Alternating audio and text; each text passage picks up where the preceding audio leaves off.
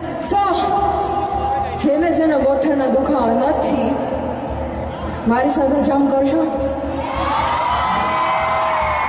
એ પેલા બોલો અંબે માતની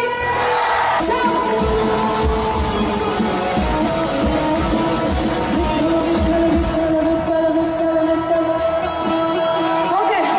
જોયું ને મિત્રો, આ છે અત્યારની પેઢીના સંસ્કાર. ભગવાનના ગીત ગાય છે, અંબેમાની જય બોલાવે છે, રામાપીરના ગીત ગાતા હોય છે આ બેન હાલતા, કૃષ્ણ ભગવાન છે એમના ગીત ગાતા હોય છે, આપણા હિન્દુ દેવી દેવતા જેટલા ભગવાન છે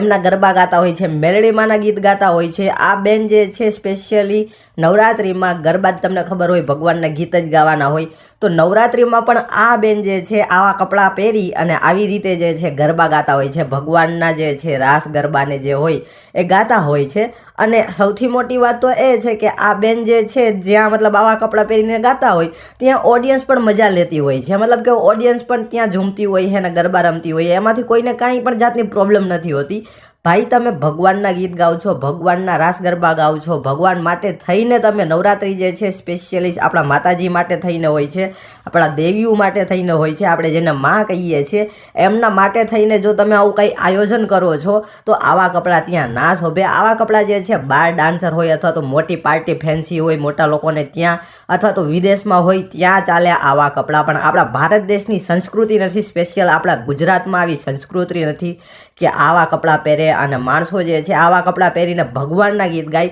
અને સૌથી મોટી વાત તો મને એ જ દેખાય છે કે ત્યાં ઓડિયન્સમાં જે મતલબ ત્યાં એની ટિકિટ લઈને જોવા જાય છે, પાસ કે જે કાંઈ હોય આયોજકોએ કર્યું હોય એમાં પૈસા દઈને જોવા જાય છે એ લોકોને પણ આ વાતથી કંઈ પ્રોબ્લેમ નથી. તો તમને શું લાગે છે, આ વાત યોગ્ય છે કે